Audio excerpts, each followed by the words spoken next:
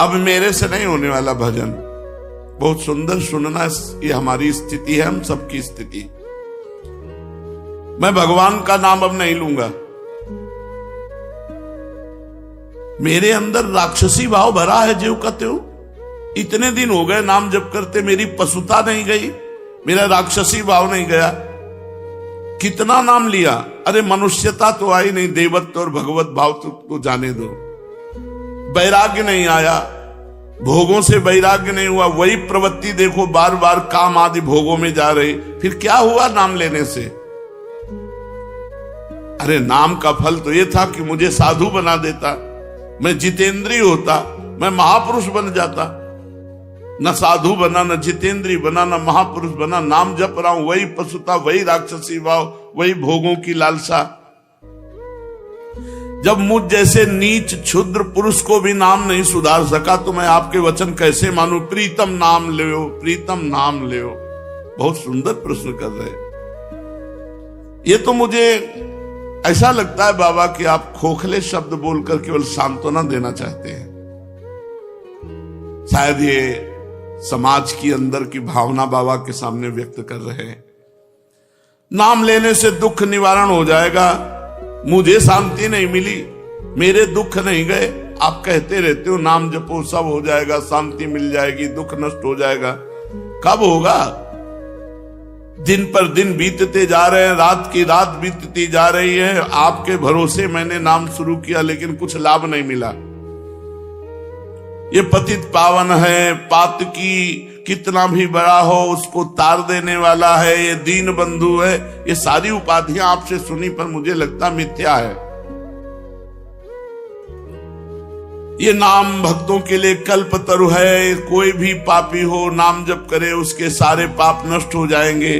भगवान भक्त वत्सल है, उनसे भी ज्यादा दुलार करने वाला नाम है। लेकिन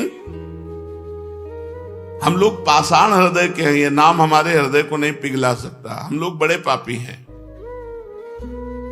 किसी पवित्र हृदय की पुकार सुनते होंगे भगवान, हमारे जैसों की पुकार कैसे सुनेंगे? अगर तिल मात्र भी हमारा परिवर्तन हुआ होता तो मैं मान लेता। प्रश्न करता, बाबा से कह रहे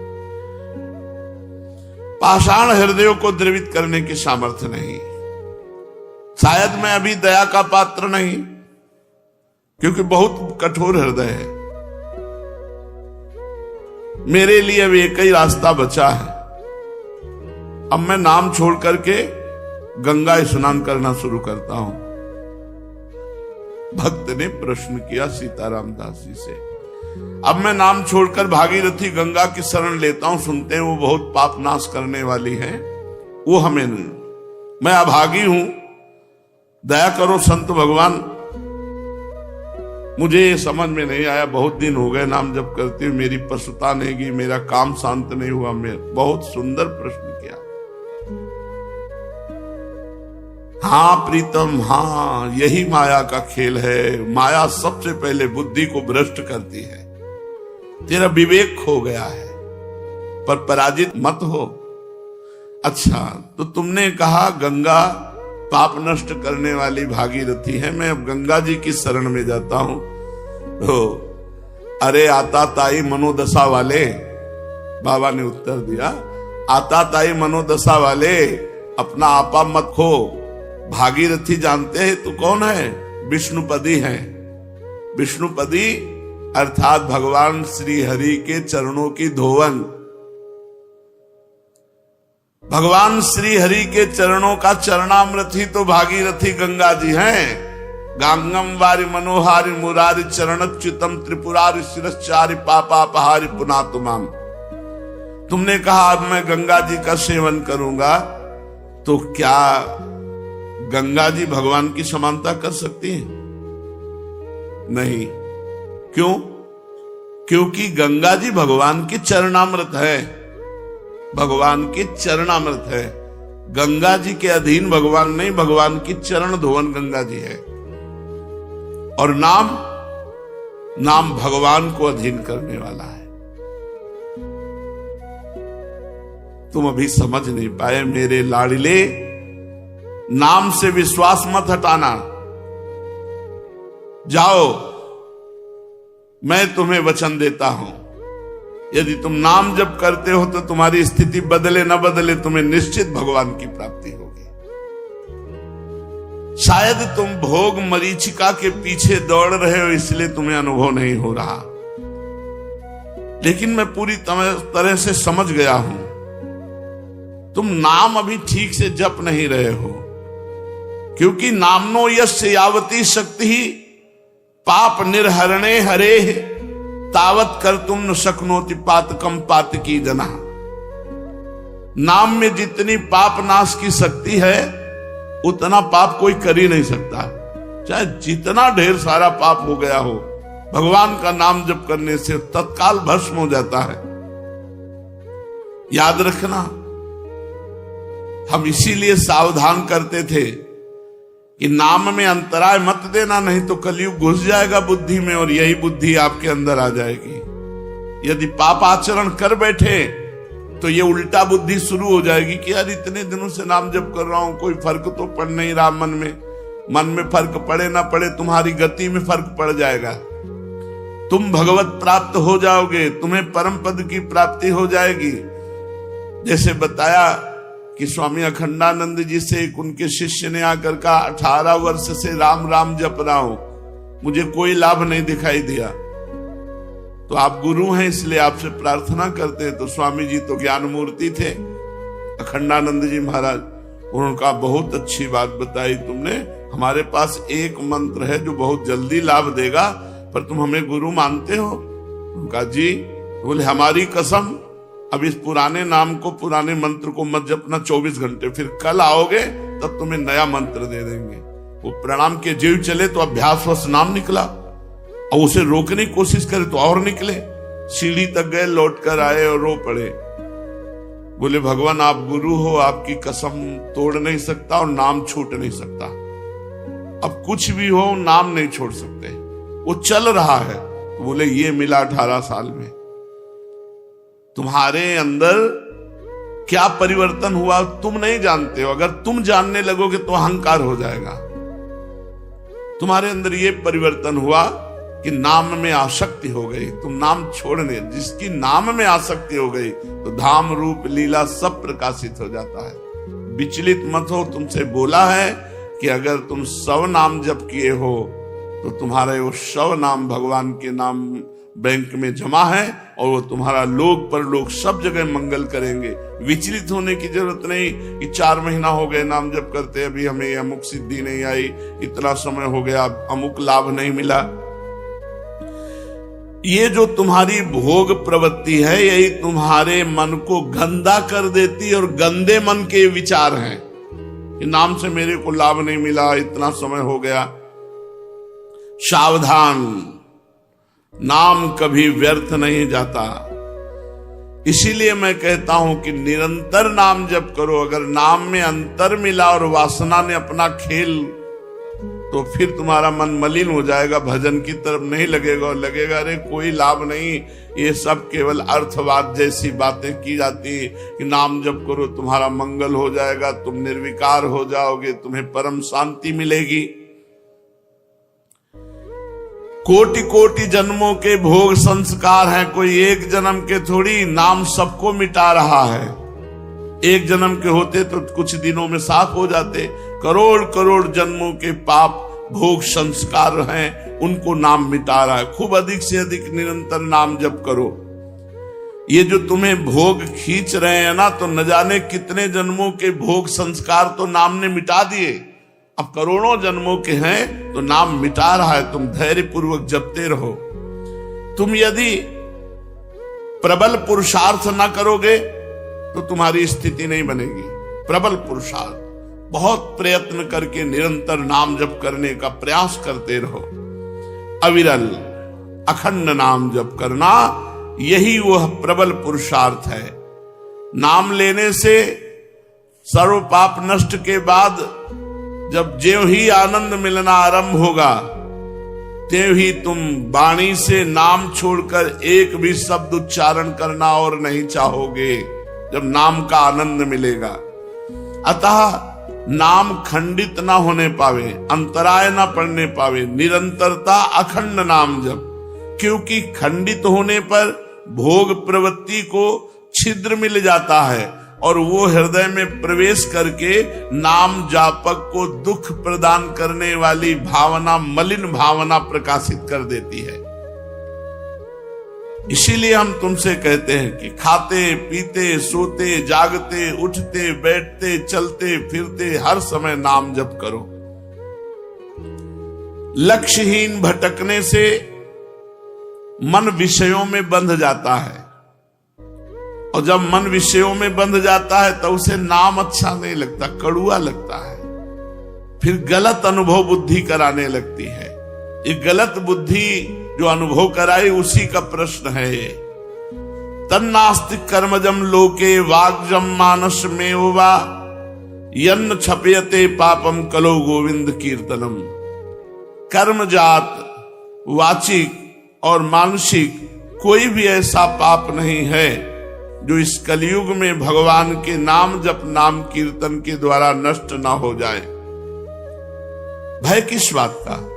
केवल नाम लो, तुम्हें और कोई मतलब नहीं कि तुम्हारा परिवर्तन हुआ कि नहीं, तुम्हें आनंद मिला कि नहीं मिला। तुम एक बार आज्ञा पालन करो, केवल नाम जप करो। जब तक तुम्हारी स्थिति नहीं आती तब तक तुम कोई विचार मत करो, केवल आज्ञा पालन करो, नाम लेते जाओ। अवश्य ही स्थिर हो पाओगे, तुम्हारे सारे दुख निसंशय दूर हो जाएंगे। एक मैं आसान उदाहरण देता हूं।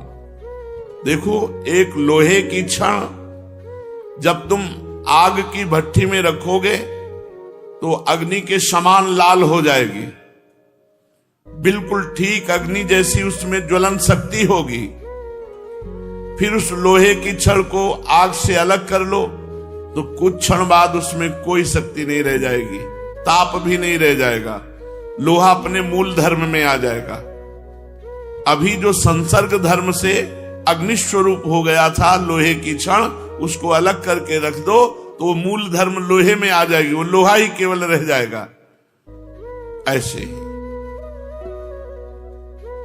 भगवान नाम में जिस समय आप मन डुबोते हैं, मन छुआते हैं नाम में, तो उसमें भागवतिक भाव आते हैं। और जब नाम से अलग कर देते हो तो जैसे लोहे की छड़ अलग कर दिया तो अब उसमें ना आग रह गई, न तेज रह गया, न ताप रह गया। ऐसे ही जब नाम से अलग कर देते हो मन, तो फिर वही विषयी मन, वो लोहा लोहा जैसे रह गया, ऐसे विषयी मन रह गया। करोड़ों जन्मों के कर्म दोष भरे हैं तुम्हारे मन में, बड़ी कठिनता से निकला, ऐसे थोड़ी मोक्ष हो जाता है।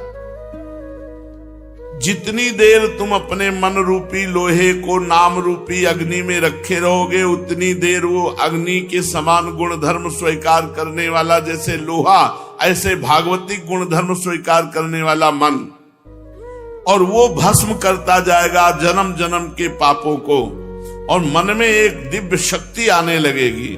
लेकिन जैसे ही नाम लेना बंद करोगे तो वाणी का व्यर्थ वार्ता में प्रयोग होने लगेगा, भोग रूपी हवा लगेगी, तुम्हारे मन में जो नाम की शक्ति थी वो शांत हो जाएगी और फिर भोगों में लग जाओगे और फिर शक्तिहीन होकर विचार करोगे कि नाम से कोई लाभ नहीं मिला। इसलिए कहता हूं, अपने मन को नाम रूपी अग्नि से निकालो ही मत, उसे नामाग्नि में ही रहने दो। कलयुग में भोग रूपी हवा बहुत बलशाली चल रही है, बहुत सावधान रहो। हे गुरुदेव, अब समझ में आया। अभी तक अविरल अखंड नाम नहीं लेते थे, तभी हमें भोग प्रवृत्ति का जड़ से उच्चाटन करने का उपाय नहीं मिला, जड़ से उखाड़ फेंकने का उपाय नहीं मिला। तभी हमारे अंदर पशुत्व का विनाश नहीं हुआ, तभी हमारे मन की मलिनता नष्ट नहीं हुई। प्रभु, आपके वचनों से मैं जो निराश हताश हो रहा था, बड़ा उत्साह आ रहा है। हे पतित पावन, मुझे ये तो बताओ कि कितने दिनों तक नामाग्नि के संयोग में मन को रखना पड़ेगा? मन का नामाग्नि से संयोग करने की आवश्यकता मन रूपी लोहा जब तक शुद्ध ना हो जाए तब तक।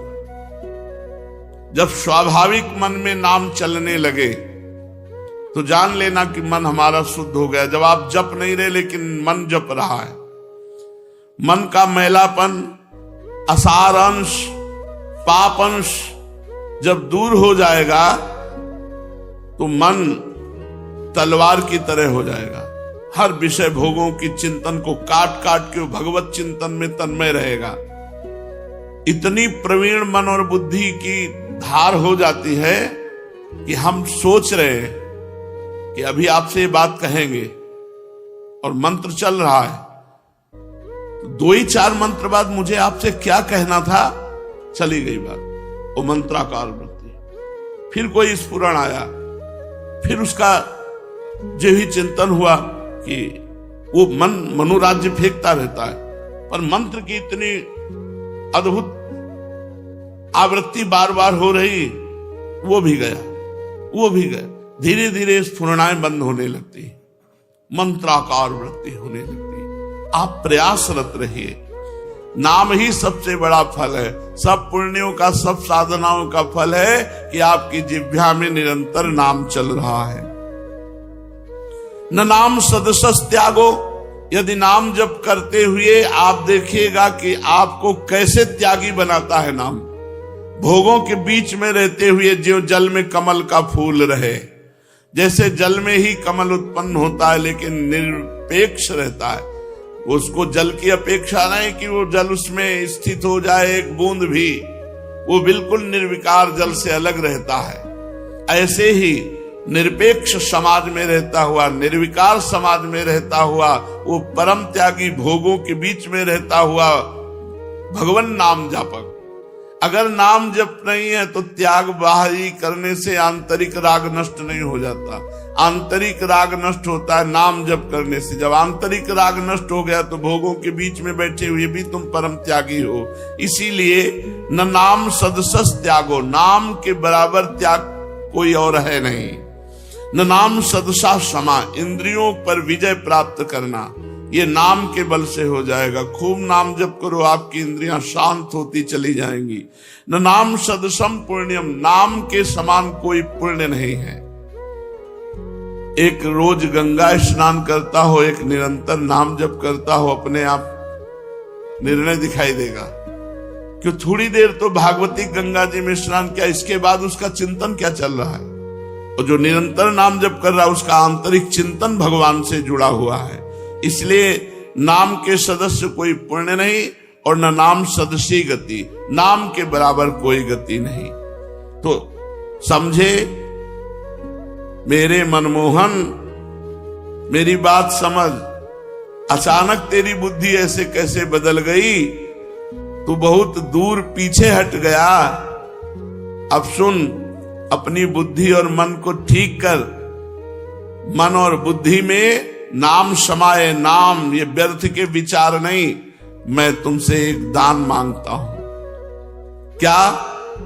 तुम हर समय मुझे दे दो नाम जपने के लिए, कि आज से तुम हर समय नाम जप करोगे। ये डोनेशन है नहीं, तुम मुझे दान। भगवान ने क्या मांगा? भगवान भी कह रहे दान करो। गीता जी में कह रहे दान करो। क्या? मैं ये मन आधत्स्व मई बुद्धि निवेश है। मेरे में मन लगा दो। मन मना भव, मेरे मन वाले बनो। अपने मन का दान करो। रुपए का दान नहीं, धन का दान नहीं, भोजन का दान नहीं। ये सब साधारण पुण्य है। असाधारण दान करो। क्या? मन का दान कर दिया। भगवान की सेवा में तन लगा दिया, भगवान के सुमिरन में मन लगा दिया। सबसे बड़े दानी हो।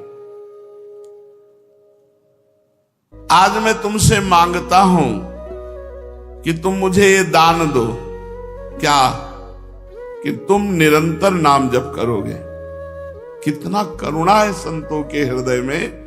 तुम मुझे वचन दो, तुम मुझे दान दो कि तुम निरंतर नाम जप करोगे, अविराम नाम जप करोगे, सदा सर्वदा अखंडित नाम जप करोगे। जो नाम जप करता है वो प्राणों पर विजय प्राप्त कर लेता है। जो नाम जप करता है वो प्रभु की प्राप्ति अवश्य कर लेता है। जो नाम जप करता है समस्त आध्यात्मिक संपत्ति उसमें जागृत हो जाती है। नाम की कृपा से घनघोर कलयुग पर भी विजय प्राप्त की जा सकती है। इसलिए तुम विश्वास करके निरंतर नाम जप करो। श्रीमद् भागवत महापुराण। भगवान श्री कृष्ण चंद्रजू से उद्धव जी प्रश्न करते हैं, यथा तुमार विंदाक्ष यादृशं वा यदात्मकं ध्यायेन् मुमुक्षुरे तन्मे ध्यानम त्वं वक्तुमर्हसि। उद्धव जी ने पूछा, त्वाम अरविंदाक्ष, हे कमल नयन श्याम सुंदर, आप कृपा करके बताइए कि जो संसार से मुक्त होना चाहता है मुमुक्ष पुरुष, वो आपका किस रूप से किस प्रकार से ध्यान करे। भगवान श्री कृष्ण ने कहा, प्रिय उद्धव, ध्यान के लिए जो भूमि होनी चाहिए वो सम होनी चाहिए, टेढ़ी बेढ़ी नहीं होनी चाहिए। जिसमें आसन लगा के बैठा जाए वो भूमि सम होनी चाहिए। ना बहुत ऊंचा आसन हो न बहुत नीचा आसन हो, समान हो बराबर भूमि पर। और आसन पर बैठे शरीर को सीधा रख करके आराम से जिसमें बैठा जा सके, सुखासन, पद्मासन, सिद्धासन, ऐसे आसनों पे आराम से बैठ जाए और हाथों की हथेलियां पैर की गांठों पर ऐसे, और या फिर अपनी गोद में ऐसे। दो ही पद्धति है ध्यान की, या तो ऐसे और या ऐसे। और सीधा मेरुदंड एकदम सीधा, आसन समान, ऊंचा नीचा नहीं, ऐसे बैठ जाए। और बैठकर फिर नासिकाग्र दृष्टि करे। यहां अगर ब्रह्मचारी नहीं तो फटने लगेगा, यहां दर्द होने लगेगा, अंदर परेशानी पैदा हो जाएगी। ब्रह्मचारी है तो कुतकुताहट होने लगेगी, धीरे धीरे आनंद बढ़ने लगेगा। यहां दृष्टि रखो, नासिकाग्र। बहुत एकाग्रता होती, इससे बहुत लाभ मिलता है। अपने लोगों ने घंटों रखा है नासिकाग्र दृष्टि, और चलते हुए भी चल रहे नासिकाग्र दृष्टि रखती है। गंगा की रेती पर देखो, यहां दृष्टि रखकर देखो नासिकाग्र, और उसी के सामने मंत्र लिखो, करो ध्यान। आसन पे बैठो, मेरुदंड सीधा, या तो गोद में ऐसे हाथ सीधे या फिर ऐसे। नासिकाग्र दृष्टि, नींद तो आएगी ही नहीं। नासिकाग्र दृष्टि में नींद थोड़ी आएगी। ध्यान करना है तो भगवान आदेश कर रहे हैं।